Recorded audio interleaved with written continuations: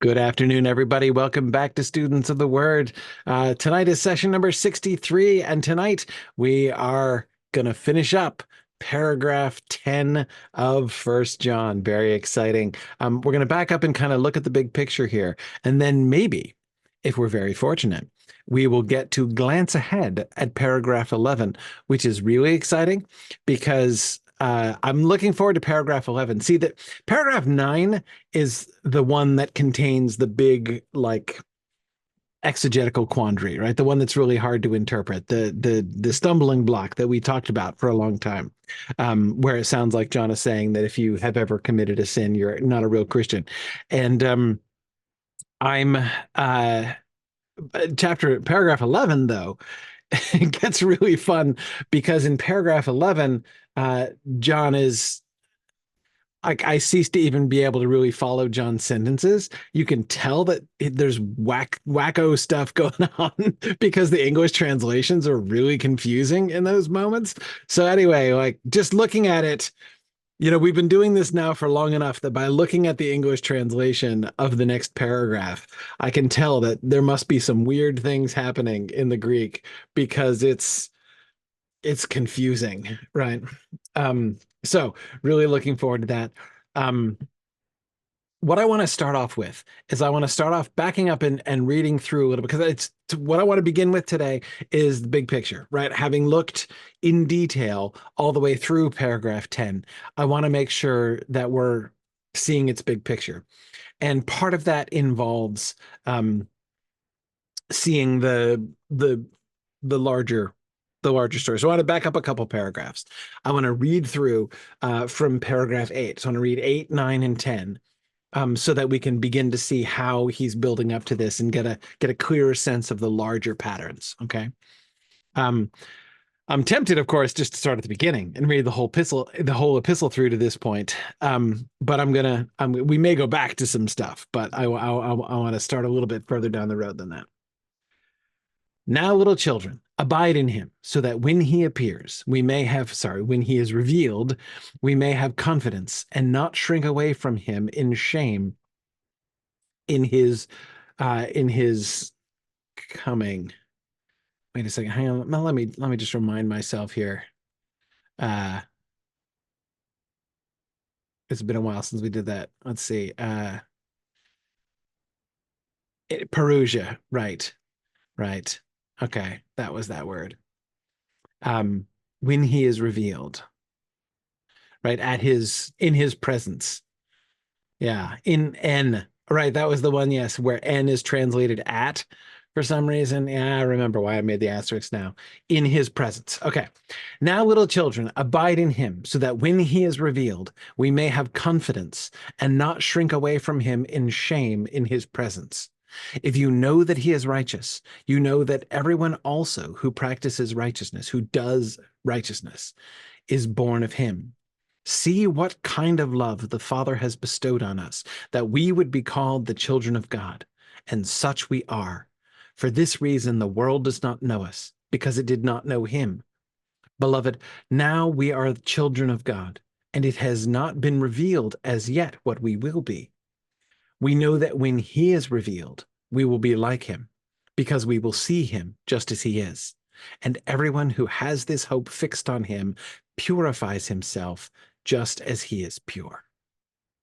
Okay, so we have this is the paragraph that's all about revelation, right? That's all about the revealing, when he is revealed, and us and our reaction in our being, what we will be like when we are in his presence, right? And then that triggers this remarkable revelation, no less remarkable for having been observed many times. That is like from having a lot of focus on it in the last 2,000 years, but the remarkable revelation that everyone who does righteousness is born of him.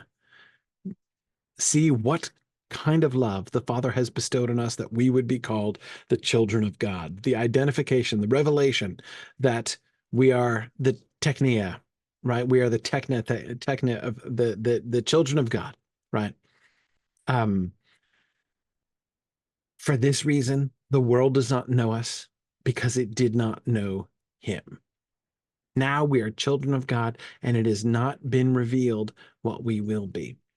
So we've got the revelation of the fact that we are children of God.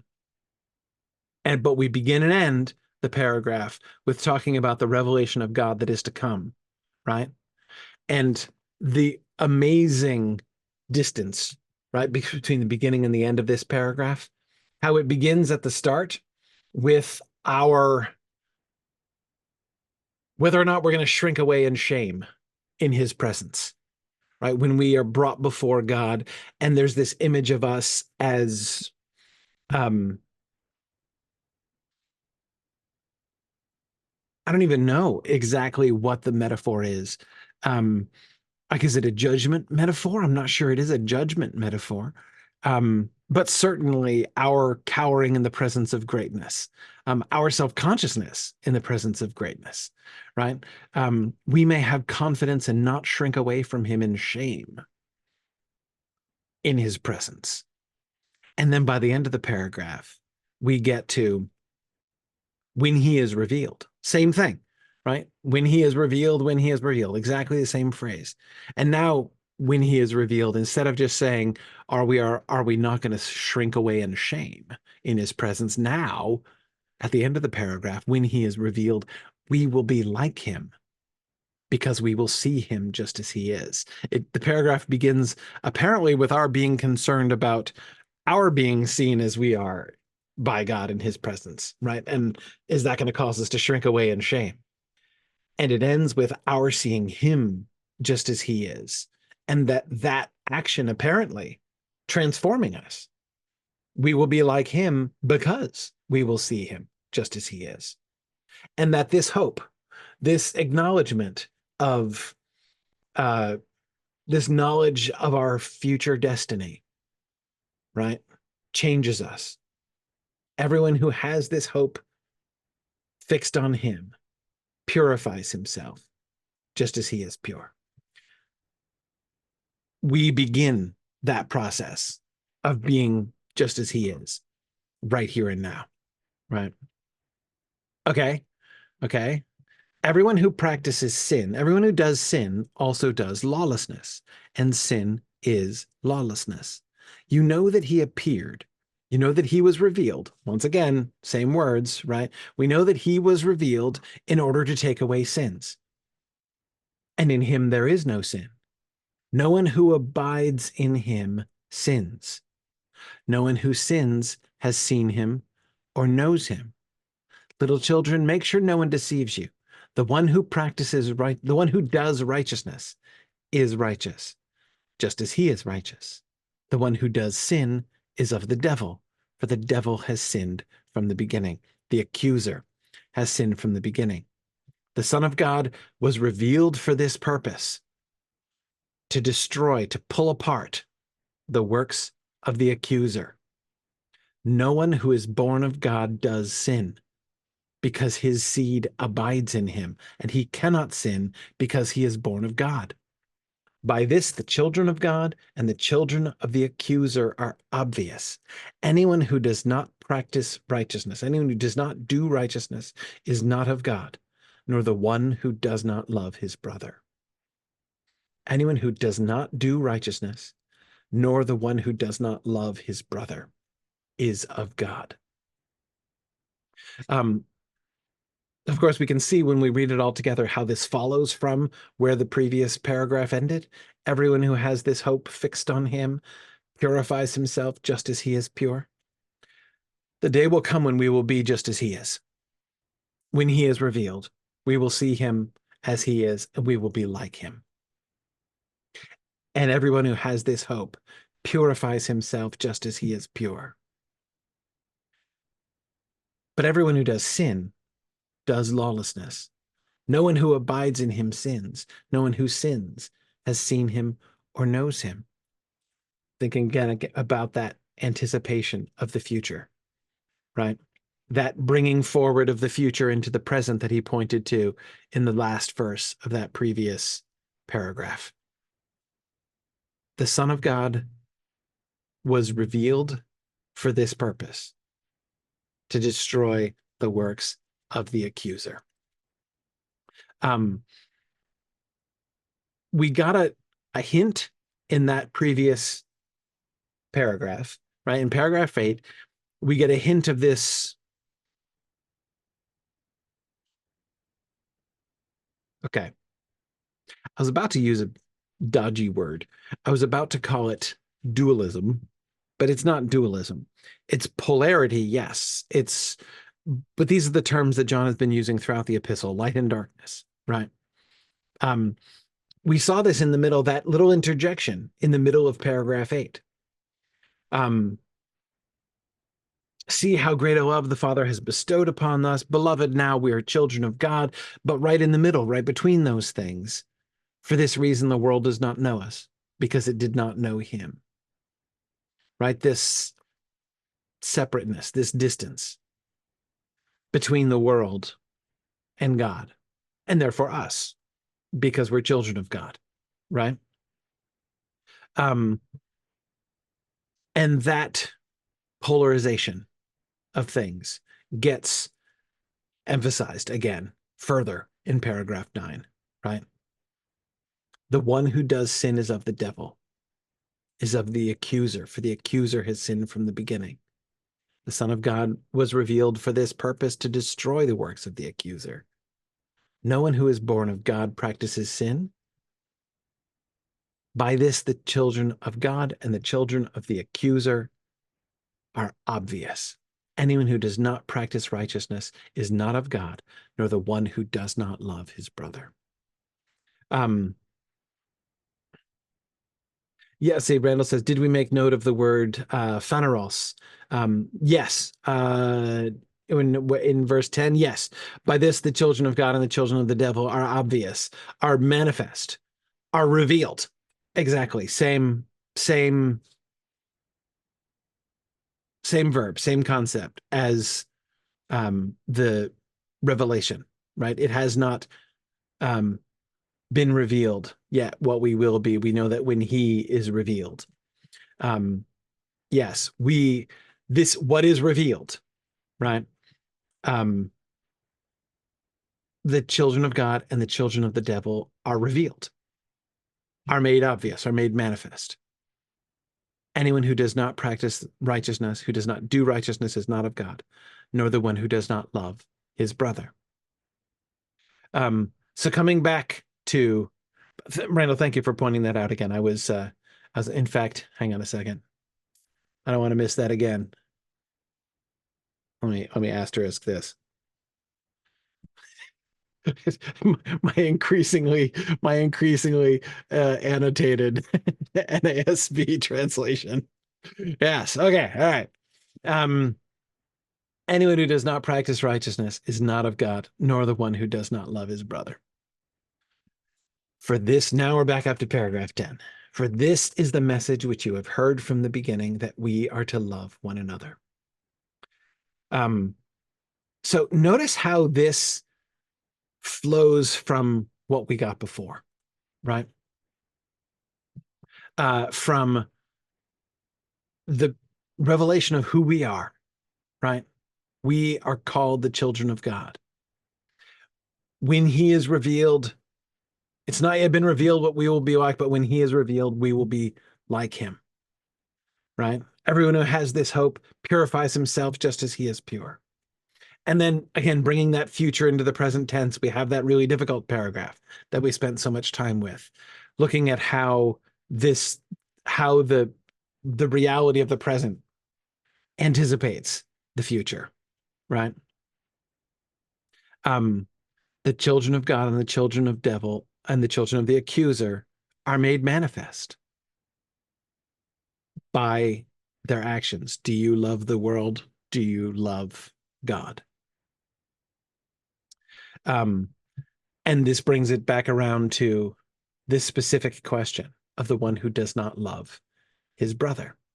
Because, of course, as we've seen before, loving your brother is the most practical application we have received throughout the epistle, right?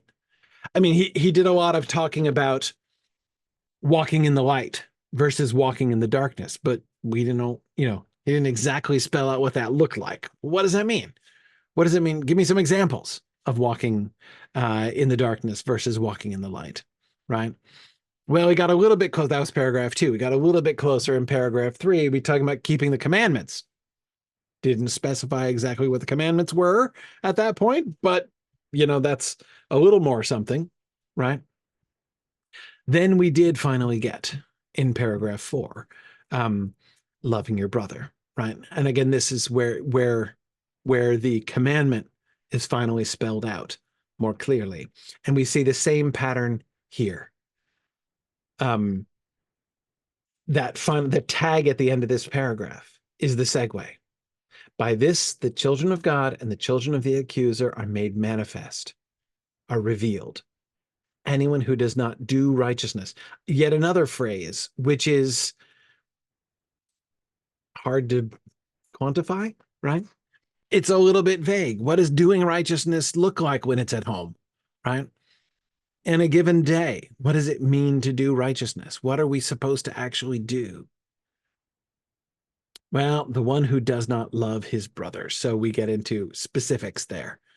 This is the message that you have heard ab arches from the beginning, that we are to love one another, not as Cain, who was of the evil one and slaughtered his brother. And for what reason did he slaughter him? Because his own works were evil, but his brothers were righteous. Do not be surprised, brothers, if the world hates you. We know that we have passed out of death, right? We have gone out from death and into life because we love the brothers. Footnote, you remember why I'm doing that, right? I don't want to lose sight of Cain and Abel, is why I'm collapsing brothers and sisters into siblings, totally. But Cain and Abel context, let's remember brothers. The one who does not love abides in death. Everyone who hates his brother is a murderer, is a person killer. And you know that no person killer has the life of the age remaining in him. We know love by this, that he set out his life for us, and we ought to set out our lives for the brothers. But whoever has the life of the world and sees his brother in need and closes his guts against him, how does the love of God abide in him? Little children, let's not love. Let's see, how did we do this last time? It's in, I'll make sure I get this right. It's one of those moments where I'm like, wait, we just talked about this, and this was really significant, so let me not mess it up. There we go. Little children.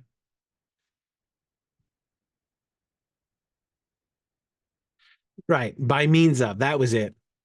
There's no ins. That's it. That's it. Little children, let's not love by means of words or the tongue, but in deed and in truth. Okay. So what seems, when you look at the pattern of all this, it seems clear how this paragraph follows from the previous one, right? We saw the little springboard, nor the one who does not love his brother. Here is the revelation of what is true. This paragraph contains that dramatic shift. The first verse, which gives us the image of us standing there and waiting with trepidation, the question being, are we going to shrink away in shame when in his presence when he is revealed, right? And then it ends so unexpectedly that we will see him as he is and we will be like him. And that the springboard there, everyone who has this hope purifies himself just as he is pure. So let's think about what that means for the present. Well, in the present, maybe we should think about this whole sinning thing, right? The choices that we make right now show who we really are. Are we being the children of God that we have been called. The Son of God was revealed for this purpose, to destroy the works of the accuser. Are we doing the works of the accuser? Are we, do our own lives reveal, make it obvious whether or not we are the children of God or the children of the accuser? Well, how can we be sure, right? Can I have some concrete examples? Okay, yeah, let's talk about loving your brother. After all, you have heard this from the beginning, that we are to love one another. That is, after all, the commandment. And let's go right to Cain. You want to talk about um the being of the evil one, being of the Panera, right? Being of the evil one in the same way that we were of the evil one.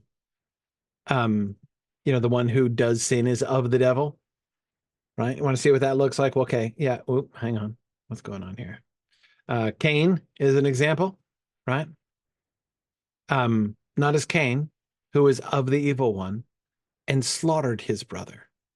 And for what reason did he slaughter him? Because his own deeds were evil, but his brothers were righteous. Notice how, once again, picking up on that same theme. For this reason, the world does not know us, because it did not know him. This distance, right? This polarization. The one who does sin is of the accuser, for the accuser has sinned from the beginning. For what reason did he slaughter him? Because his own deeds were evil, but his brothers were righteous. Do not be surprised, brothers, if the world hates you. Doesn't understand you because it didn't understand him, right? Didn't understand God, didn't understand Jesus. And it's not going to understand you. It's going to hate you like Cain did. So notice that already he's kind of expanding the application. On the one hand, it was like our own choice, right? If we know, if we have our hope resting on that future revelation, right? Our future destiny as children of God, then we'll bring that into the present, right? And what we do in the present will make manifest whether we're children of God or whether we're children of the accuser, right? But now there's this second application. It's not just a question of, yes, we don't want to be like Cain is a negative example, but Cain is also, as he segues into verse 13 there, an illustration of what the world is going to be ready to do to us too. Just as Cain hated Abel because Abel's deeds were righteous and were accepted by God, he was a child of God too, right? In the same parallel. If Cain is of the evil one, it sounds like Abel was of God, right? And it led to, remember, the deliberately violent and even dehumanizing word that he's using there. Which is not murder, right? Slaughter. It's like something you would do to an animal. Butcher. And again, this is an expression rather of that hatred, the hatred of the world, the hatred of those who are of the Panera, who are of the evil one, for those who are of God. So again, so we have the dual application of like those two paths here. We know that we have passed out of death into life. We've left the one side and gone to the other. We've left the death side and gone to the life side. Death, now notice, in more than one sense. Death not only, it's connected with death, not just in that like we are dying, but we're killing as well, right? Butchery is what is over there in addition to, mortality. We have passed out of death. We have left the house of death and gone into the house of life because we love the brothers and sisters, because we love the brothers. Again, opposite of Cain. Everyone who hates his brother is a murderer, is a person killer. And you know that no person killer has the life of the age abiding in him. The life of the age, the Zoe of the age to come, the messianic age, that age which is coming because the true light already shines and the darkness is passing away. The life of that age, which is light, which is love, right? It is completely against person killing. Remember the accuser, right? The work of the accuser to tear down, to destroy, to butcher, to kill. That's the work of the evil one. Those are the erga, right? The works of evil. Those are the works of the accuser. Those are the works that the Son of God was revealed to pull apart, right? To pull apart the erga, the works of the accuser. So obviously, the life of the age is not abiding in you if you're out there being a person killer, which is what hatred is. It puts you on the Cain side of the equation. We know love by this, that he set out his life for us. And we've talked about this recently. I love the way that he complicates this, right? Life and death has seemed really simple because it's associated with the deeds of evil, with Cain killing Abel, right? Okay, that seems pretty clear. That seems pretty black and white, right? So life is good and death is bad. Well, laying down your life, laying down your psyche, your psyche, not your Zoe, right? We spent a long time thinking and talking about the different words for life in this paragraph, of which we had all three in two sentences, right? No person killer has Zoe, the Zoe of the age, remaining in him. We know love by this, that he laid down his psyche for us. But whoever has the bios of the cosmos, the life, the goods, uh, the lifeblood of the cosmos, of the world. Notice the kind of reversal that's implicit in that, though. So, oh, hang on, let me not skip over verse 16. So we know we can identify love by this, that he laid down his psyche for us. He set it out for us. He made his psyche, his physical life, who he was as a person, out there for others to take it up and consume it. Right? Being the opposite of what Cain did to Abel, right? Setting out his life, offering up his life, being the reverse of what Cain does in butchering his brother, right? Violently dehumanizing him, taking from him his life, treating him like a beast, like a thing. But we know love by the fact that Jesus set out his life for us. And we ought to do the same thing, set out our lives, make our lives available to be taken up and consumed for the brothers. That's what love is. So, how does it, but what about the world? The world hates you, right? So What's supposed to be our attitude to the world then? How do we reverse that? How do we reverse the hatred of the world? Whoever has the life of the world and sees his brother have need and closes his guts against him, how does the love of God abide in him? Do you see the reversal? Whoever has the life of the world, the bios of the cosmos, right?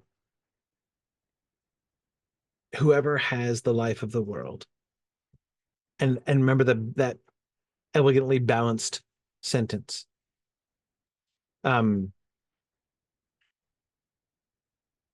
Whoever has worldly goods and sees his brother or sister have need, right? Same verb. One has life of the world, the other has need. And a division is put up in between, right? And the one who has worldly goods, who has the life of the world, closes his guts, shuts off his compassion against him.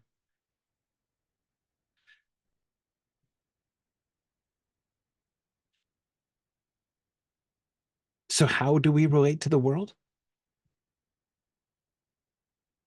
The world itself, the life of the world, is used to as an expression of love, becomes itself a vehicle for the expression of love to the brothers and sisters. Because, of course, that may well be what setting your life out looks like, your psyche, right? You need, that's where why the word life, bios, means what it does in the usages it gets in the Bible, right? It's all about, this is why it gets translated so often with the English word living, right? She put all of her living in, meaning the money she has to live on, the money to keep herself alive. What do you keep alive? With the bios of the cosmos, with the life of the world. What do you keep alive? You keep alive your psyche, right? That which makes you a living, breathing person. So yeah, if you've got some of that stuff, living stuff that'll help to keep your psyche alive, and you see your brother or sister have need, yeah, you should set out your life for them. Right? It doesn't mean to destroy your life. It doesn't mean to give it up even. Again, I'm thinking about our study of that word, laid down his life. It strikes me that laid down, I've been struggling with that. As you see, I've been avoiding that phrase. Set out, I've been using instead. Mostly because laid down,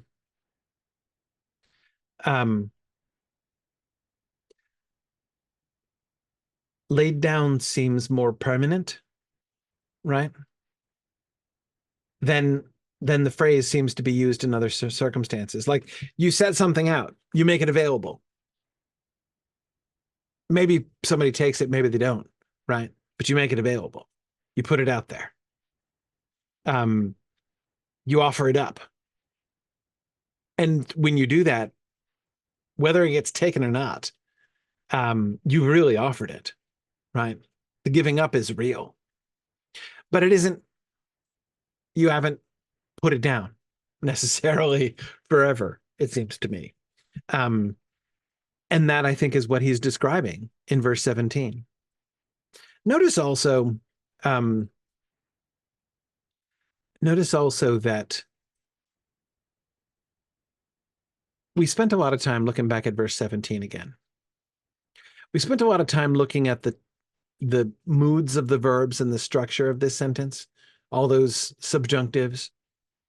Whoever might have the beyond to Cosmo, the goods of the world, the life of the world, and might see the brother of him have need, and might close up his guts, his splankna from him, how the love of God abides in him. That is what I think we've been not overlooking, but underemphasizing perhaps, is this rhetorical move, ending with a rhetorical question. This has not been a thing that John has done a lot. He's done this sort of thing, like we saw in verse 12. And for what reason did he murder him? Because his own deeds were evil. We've seen him ask a question and answer his own question before. But the purely rhetorical question, like I'm going to imply the answer just by asking the question, has not been as common a move by John. There is a sense, of course, in which that question, that sentence in verse 17, kind of leaves us hanging. But should someone have worldly goods, and should he see his brother having need, and should he close his heart against him, how does the love of God remain in him? It's an odd turn. Like it doesn't want a question, it feels like. That setup doesn't want a question. But if this, it's like an if without a then, right? It's like if you ask a long, like, so if you see this, and then this other thing happens, and if this other thing happens, what do you think? Right? You see what I mean? Like instead of giving us the then, but should this person do this and should do this, the result should be a statement. But instead, he makes it a question. Had he said, but if somebody has worldly goods, should someone have worldly goods? And also, should they see their brother having need? And should they close their heart against him? Then the love of God does not abide in them. That's what it seems to me that the syntax of that sentence is asking for. But John doesn't go there. He asks the question, how does the love of God abide in him? Because remember, this has been what's been an issue all along. I mean, all along, like from the very beginning, right? Certainly from paragraph 2. If we say we have fellowship with him and yet walk in darkness, we lie and do not practice the truth. Do we have fellowship with God or not? How can you tell? How do we know whether we're deceiving ourselves and whether the truth is not in us or in somebody else? How do we know that we have come to know him? Right? This has been the issue all along. And it culminated, and as it came to this sort of great dramatic crisis there. Well, okay, yeah, I'll stick with it. Great dramatic crisis in paragraph 8, right? Here is what coming to know God is gonna look like. You want to talk about about having fellowship with God? Let's talk about having fellowship with God. Do you know what that's actually going to look like? Because I mean, after all, we've already covered the fact that the darkness is passing away and the true light is already shining. Right? This matters. So what's fellowship with God going to look like? Well, when he is revealed, we will be like him because we will see him just as he is. Right? So does God abide? Do you abide in God? Does God abide in you? That's been one of the big, and how do you know? Right? How can others know? How can you know? How do other people know? How do you know about other people? Right? Like, how can you tell? And this is one of the things I think that he's clearly. So he ends this instead not with the statement, should you have the life of the world, and should your brother have need, and should you close your guts against him, the love of God does not abide in you. Instead, he turns it into a question. How does the love of God abide in you? In what sense could anyone say that that was true? Right? His question here is almost as much as to say, you see, isn't it obvious? It's not it's not hard to tell who is, lying and the truth is not in them when they say these things, right? You can see. Little children, let's not love by means of words or with the tongue only, with lies, therefore, just to say you have fellowship with God, but in works and in truth. Let God's love be in our works, and we will be in truth. God will be in us, and we will be in him, right?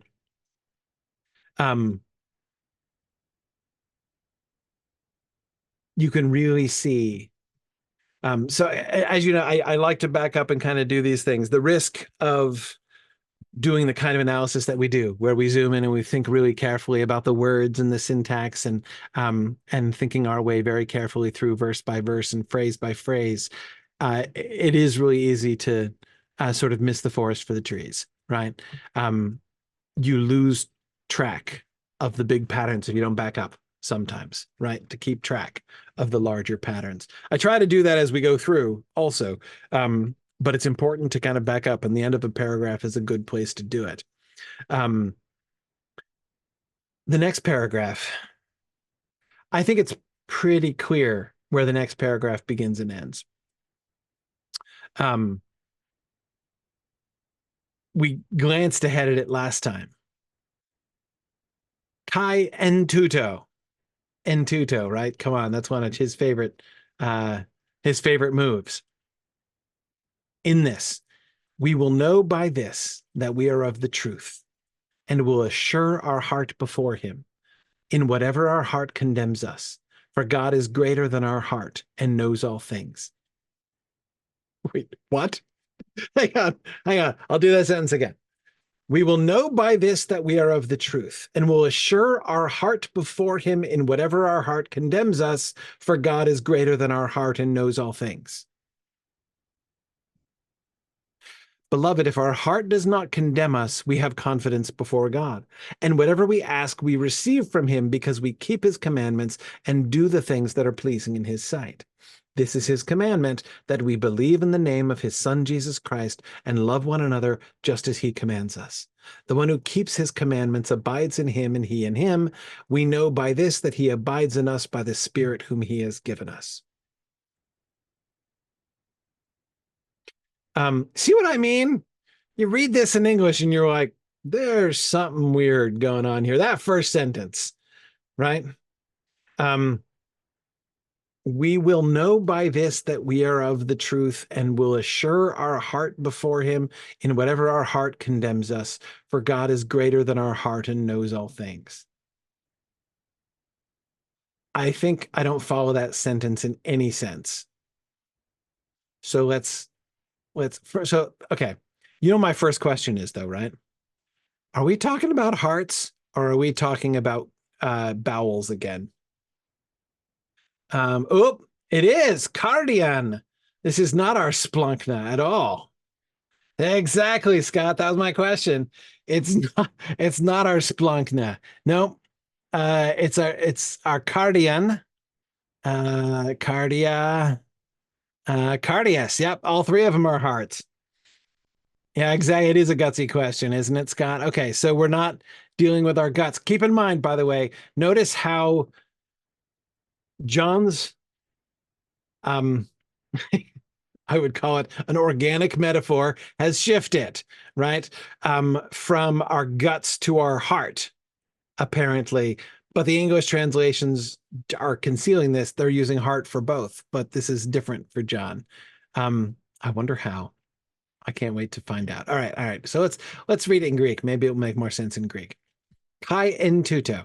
So our first thing that we notice is that once again, stubbornly, the English translations, both the NASB and the interlinear, are insisting on by when of course it's in. For crying out loud, in is possibly the most important preposition in this entire epistle. Why do we resist it? And in this, so by the way, I'm assuming that they're using by. Yes, in this makes perfect sense in English, Randall. I totally agree. But I assume they're saying by because it's a dative phrase and they're thinking like by means of this. We will know by means of this, and so they're translating it by. Um, Whatever. I'm not gonna make excuses. Doesn't make any sense to me. In this, we will know, and this is important, right? We can immediately see which know it is. It's gnosko, right? We will come to know.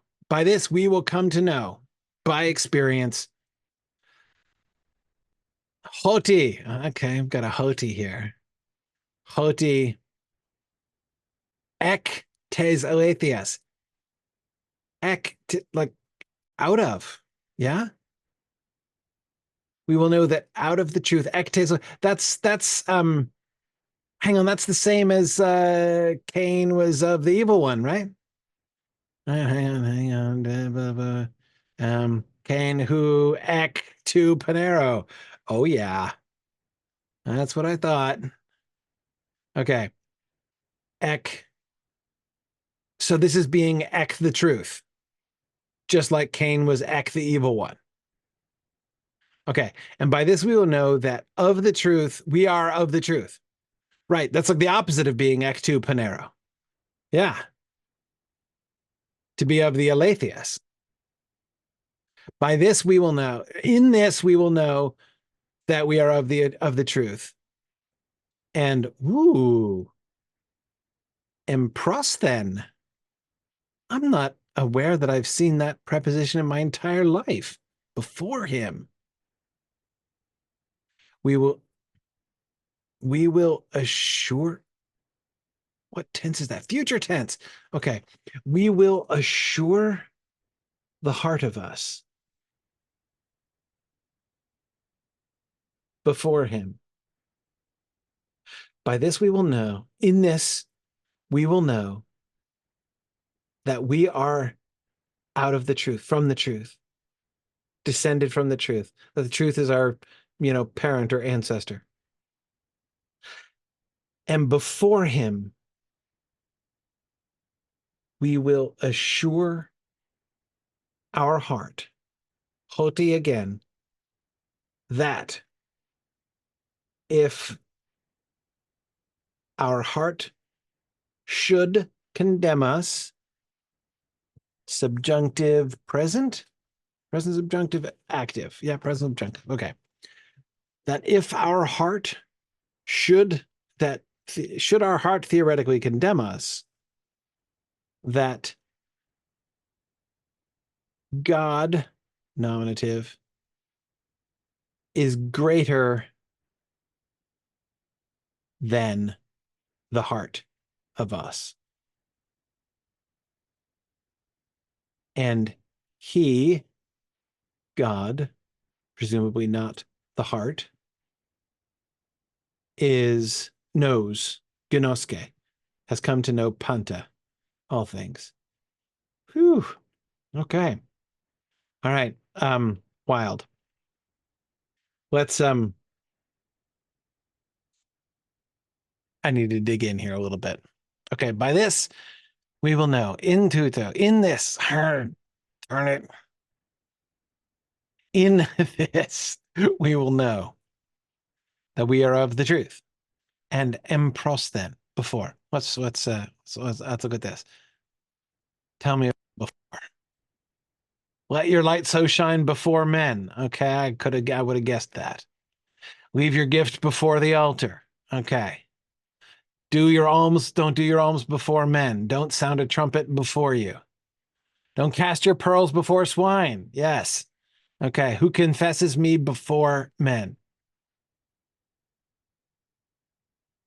Um, confess him before the Father. All right, let's look at Matthew's all over this.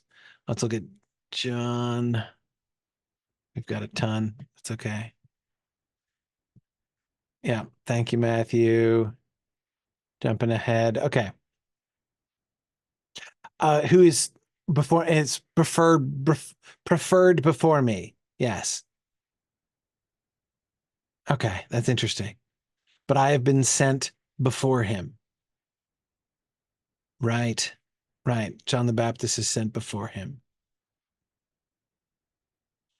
The good shepherd goes before the sheep.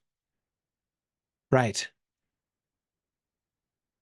So it's like physically walk in front of, do something. Matthew keeps talking about doing it like where everybody can see you. Like, right. Like if I said he said that before God and everyone, I would use this preposition. Right. Yeah. Okay. Right. He'd done miracles before them. Okay. So John doesn't use it nearly as much as Matthew does, but he uses it. Okay. And this is our only usage in this epistle. So I was right. I haven't seen it before. Okay. Okay. So uh so when he says, okay, so in this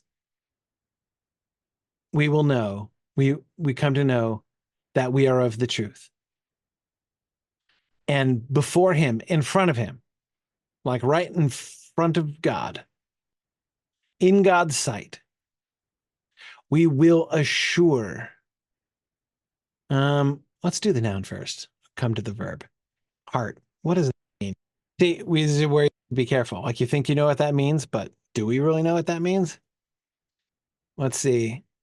Pure in heart. Okay, from the what do you call them? Beatitudes, right? The pure in heart. In the heart, in the cardia is where they are pure.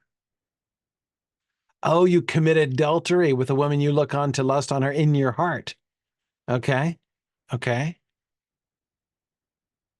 Where your treasure is, there your heart will be also. Why are you thinking evil in your hearts? Okay, so far the pattern I'm seeing is um in your imagination, like your desires, right? Where your treasure is, there your heart will be also. That is what you focus on, what you fixate on. Just like when you look on a woman to lust on her, you're committing adultery in your heart, right? Within your desire, in your imagination. Why are you thinking evil in your hearts? Yeah. Okay. All right. Being lowly in heart. Okay, good. Right. Who honor me with their lips, but their heart is far from me. Um, yes. Yes, exactly. That's what I'm seeing. Randall says the cardia usually does not involve feelings, but more motives and attitudes. Yeah. I mean, this really sounds much more like what we use mind for. Um, And I remember there's no Hebrew word for brain. So like they used heart. The Hebrew, I don't know, even know the Hebrew word for heart. But my understanding is that in Hebrew, they use heart for basically what we would use mind and what we would use heart for. They didn't have that separation between thinking and feeling, and they didn't associate it with different parts of the body. Um, but yeah, this is, um, I'm not sure. Yeah, oh, yeah, exactly. To say something in your heart. Um, so the one who says in his heart, my master delays his coming, right? Um, says to himself, says in his mind, right? And he begins to form this plan, this desire, reasoning in their hearts. Yeah, no, it's totally a mind word. Like if I'm translating this into our like cultural place, I'd use mind. If I had to choose, which again, fortunately, I'm not. Okay, I'm skipping ahead to John as usual. Okay. And he hardened their heart. Wow, John doesn't use it much at all. Perceive with their heart and be converted. Yeah, to understand with their heart. And he put it into the heart of Judas Iscariot. We might say put it into the head of Judas Iscariot. Yeah. That is, this is when Judas Iscariot gets the idea, right? Do not let your heart be troubled. Oh, that's really interesting. Because we tend to hear that as like, do not let your heart be troubled. We tend to be like, oh, don't be upset, right?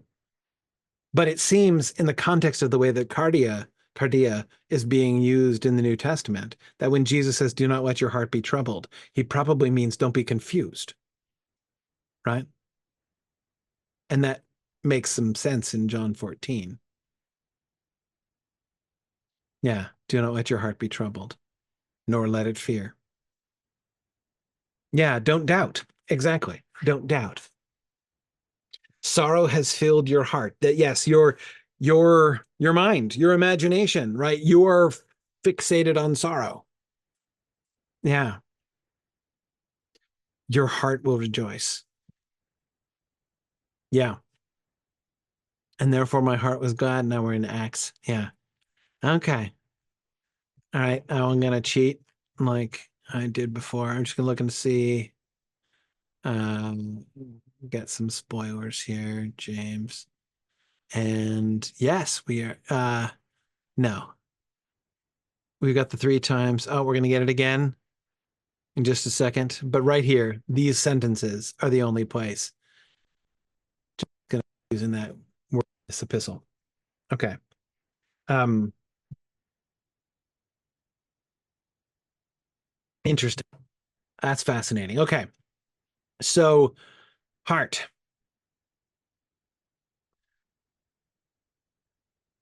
Yeah.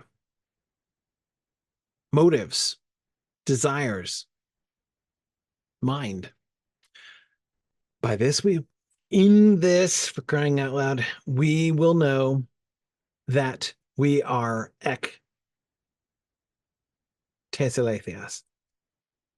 And in right in front of him, where he can see, we will assure our minds. That makes so much sense. We're not trying to buck up our feelings, right? We are doing something to our minds. We're convincing ourselves of something. Now let's look at the verb. Okay. Heatho, to persuade, have confidence. Okay. All right. The elders persuaded the crowd. Ooh, he trusts in God. Right. Let God save him. Oh, that's really interesting. When Jesus is on the cross,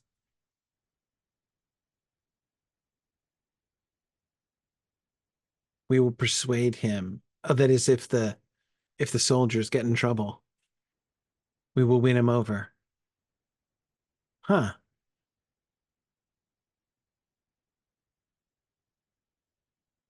This is the root word of pistis. Well, I won't get too far into that. That is faith. John doesn't use it at all in his gospel. Okay, good. The Pharisees in Luke are worried they're going to get stoned because the people were persuaded, were convinced that John is a prophet, John the Baptist. Yes. Um, well, that's really interesting. Acts 5, when the Sanhedrin is talking about this is Gamaliel, right? When Gamaliel's talking to the Sanhedrin and says, "Hey, remember that guy, right, who claimed to be somebody?" Um, and as many as followed him, but then he was killed, and as many as followed him were dispersed, right? But that's this same word. Were persuaded by him, those who became his followers. Yeah, very interesting.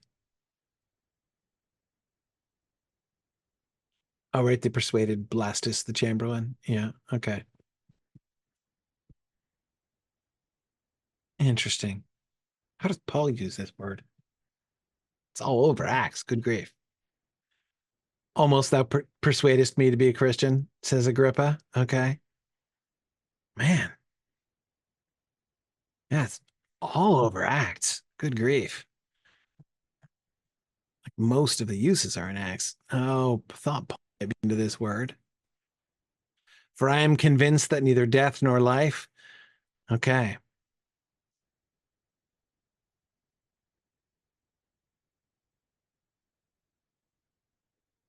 Okay. Trusting, having confidence, being convinced. We persuade men. Okay. Am I now seeking the favor of men, seeking to persuade men? Yeah. Being confident in this of this very thing. Yes, waxing confident by my chains. I trust, having confidence. He uses it a lot in Philippians. Really interesting. Okay.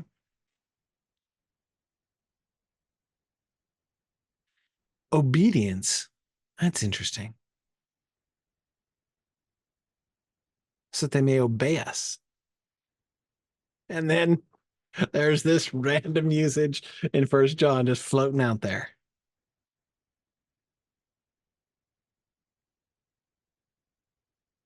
Okay. So,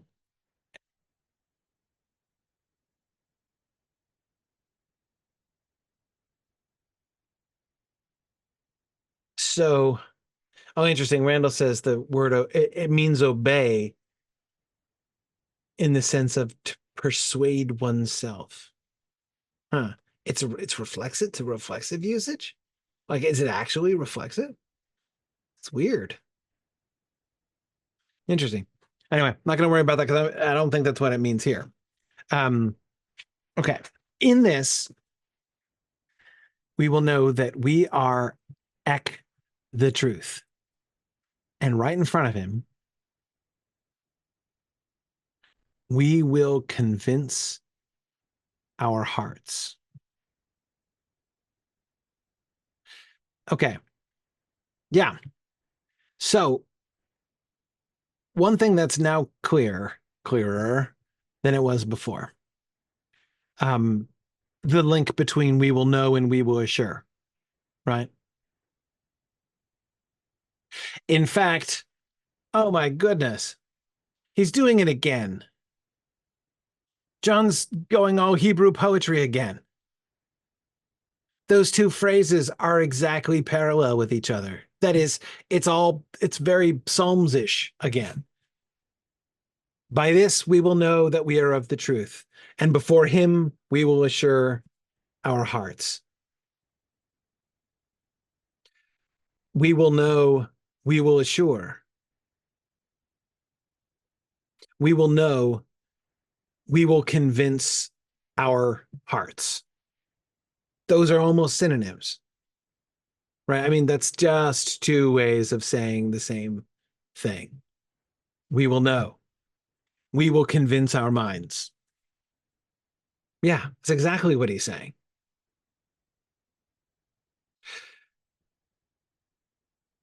In this, we know that we are of the truth. And before him, we will convince our minds.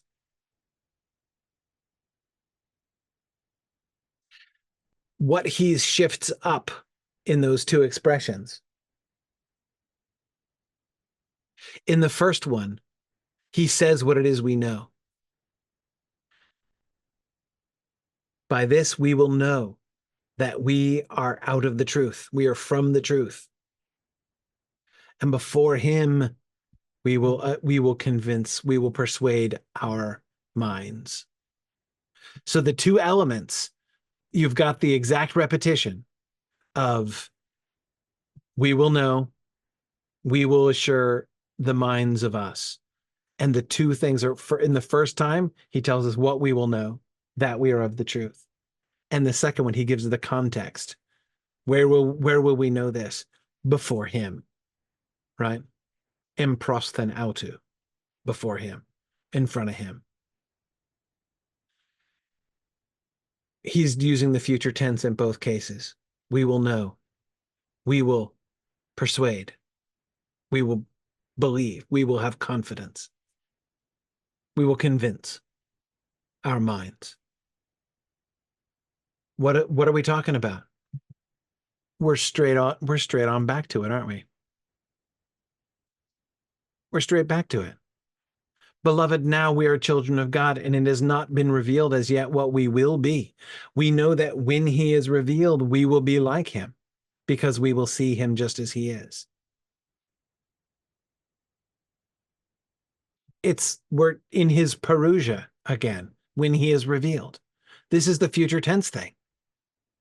When he is revealed, we may have confidence. Oh, hang on now. That wasn't the same word. Now I need to know what word that was. Hang on. And now, little children, abide in him so that Aeon Phanerothe, when he is revealed, we might have boldness. Yeah. Parisian. Openly, publicly, plainly. Yeah. Boldly. In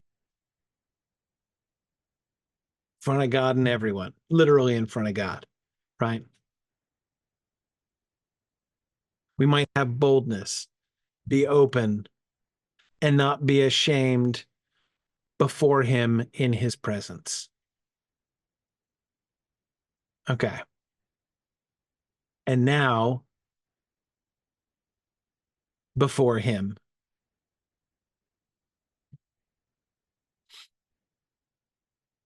we are persuading our hearts. Yeah.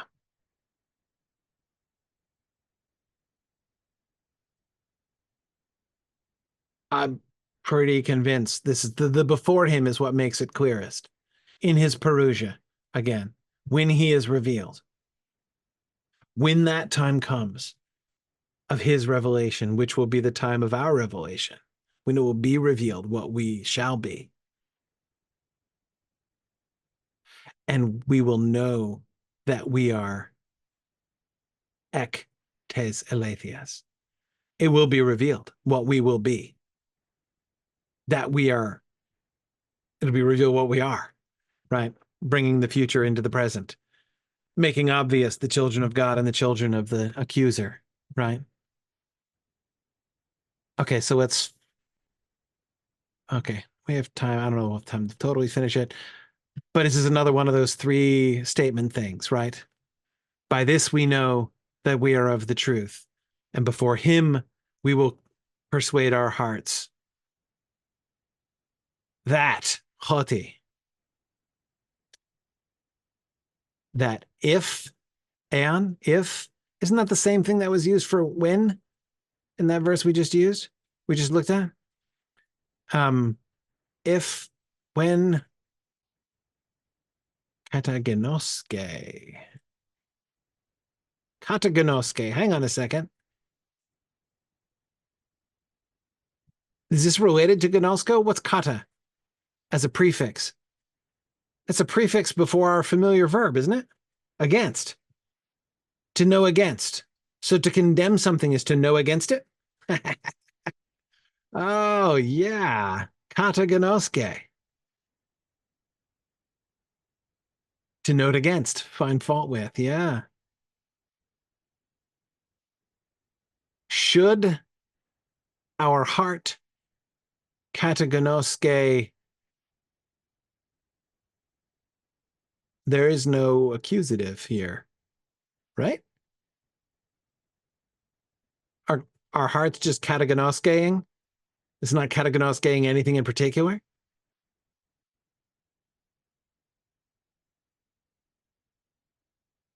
Does sound legal.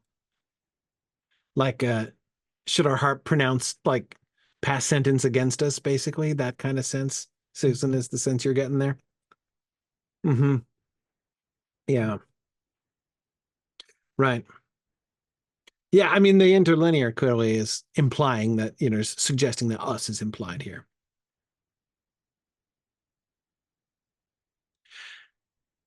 Greater than, okay.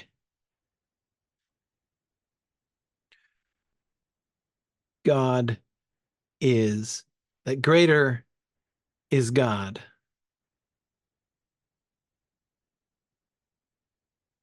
Greater is God, the heart of us. So is that normal? Does Greek not use a greater than? I mean, greater than is kind of blended in there with meazon. Greater than, greater is God. Oh, it's with the genitive. Right, with the heart. Yeah, okay. So the heart is in the genitive. So that implies greater than the heart. Okay. Gotcha. Gotcha. The heart of us. Genitive, first person plural. Okay. God is greater than our heart. Singular, though. We have a singular heart. Yes, we do. We, plural, have a singular heart. God is greater than our heart. And genoske panta.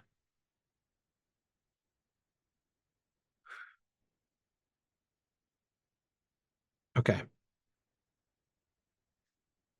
Here's my goal. My goal is today, I'm going to try to finish figuring out what he's saying. Next time, we'll try to figure out why he's saying it and what it means. But okay, okay. All right. Yeah, see, Scott, this is one thing I've always had a problem. I mean, like just trying to do this in English, right? No, not this. This. Um, we'll assure our heart before him, and whatever our heart condemns us, for God is greater than our heart and knows all things. Like, yeah, God knows all things never really felt particularly assuring in this context. I agree. I always had that same sort of reaction. But you know what makes it a little bit clearer? What makes it a little bit clearer? See, again, there's a thing that's concealed in English, which is happening in the Greek, right? And that is the wordplay on the verb, right? All of this whole thing is a play on this one verb, gnosko. No, we will gnosko. We will know that we are of the truth. We will know that we're of the truth. As if our heart katagnosko,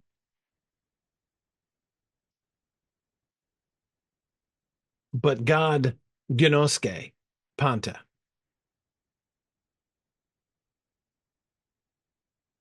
God, we know the heart, our heart might condemn. I'm going to look at usage here. Katagnosko. Okay.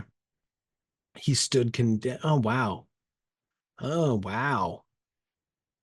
We're going to get it twice here in these next two verses, and that's 2/3 of the entire New Testament usage. We might as well look at the other one in a little more detail. When, however, Peter came to Antioch, I opposed him to his faith because he stood katagonosmos. Right. Because he was wrong. Yeah. And Paul uses it as a participle. Yeah.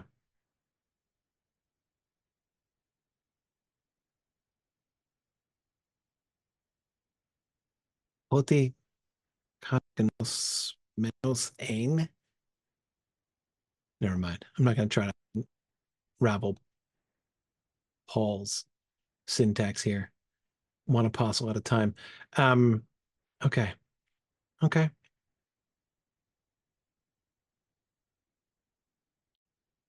So, question.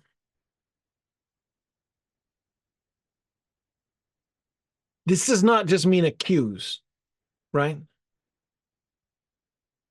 Because of that root know, to know against. Right. So their little word study thing to find decisively guilty and on the basis of direct personal acquaintance. Condemn by having a first-hand awareness of the facts. To charge as guilty with specific pointed facts. Yeah. No, this is not. This is Scott, you're thinking exactly in the same direction I am. Accuser. Diabolos. Yeah, exactly. No, the diabolos is that's precisely what I'm thinking of. What relationship does the thing that our heart is doing to us here have with the work of with the erga of the diabolo? Yeah. Yeah. Exactly. That's just what I was wondering. But this is not an accusation. Right, which makes total sense because of the root word gnosko. Like I know experientially, right? I know for a fact that you're guilty. Yeah. Stephen, this is even more, I think it's not even judicial exactly. Um, it's like eyewitness testimony, right? Um,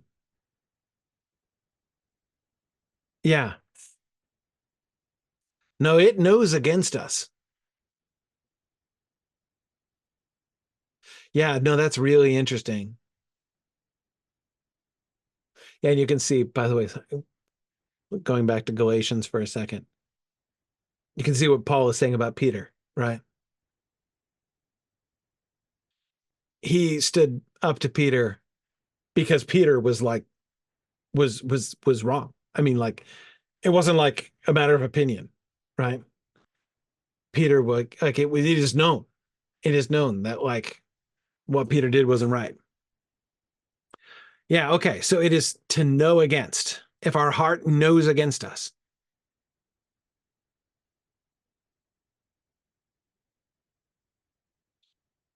if our heart knows against us, God is greater than our heart, singular. And he, God, not our heart. Gnoske panta. Um, I think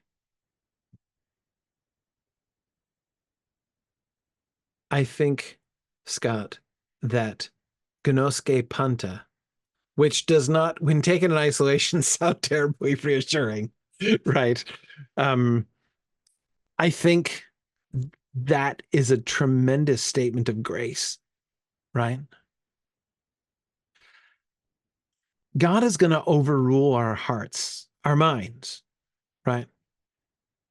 Our own beliefs about ourselves, which, keep in mind, are apparently quite well founded, right? Our mind isn't just accusing us. Our mind knows. Our hearts know that we are guilty. God is greater than our heart.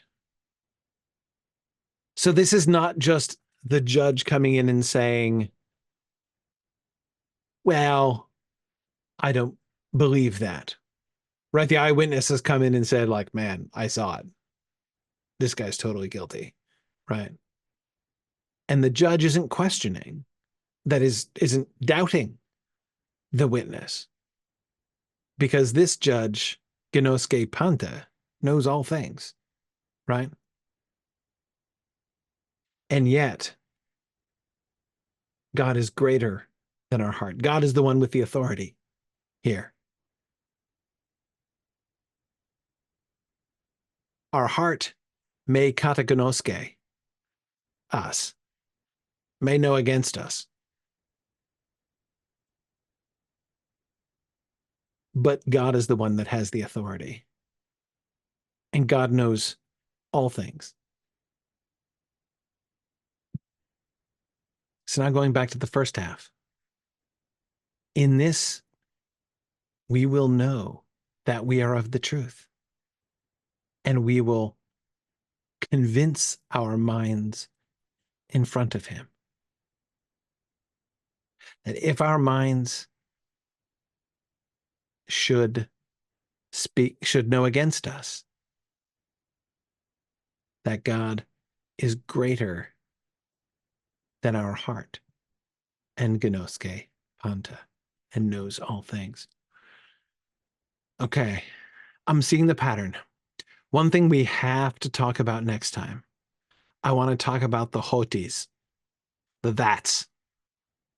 There's some things I want to smooth out there to make sure I'm understanding how John is linking all of these 4 bits together in this big confusing sentence, right? And then we've got to go back and do the context. Of course, all of this hinges upon the en tuto at the beginning. In this. In what? Right? That's what he's pointing back up at what he did in the previous paragraph and saying, in this, we will know that we are of the truth. What exactly? How does that mean? So how does what is in this in the previous paragraph relate to what he's talking about with our hearts and what's happening, what will be happening in front of God, right? All right. Plenty to do next time, but a fun beginning. All right. Thanks, everybody, and I will see you guys next time. Bye now.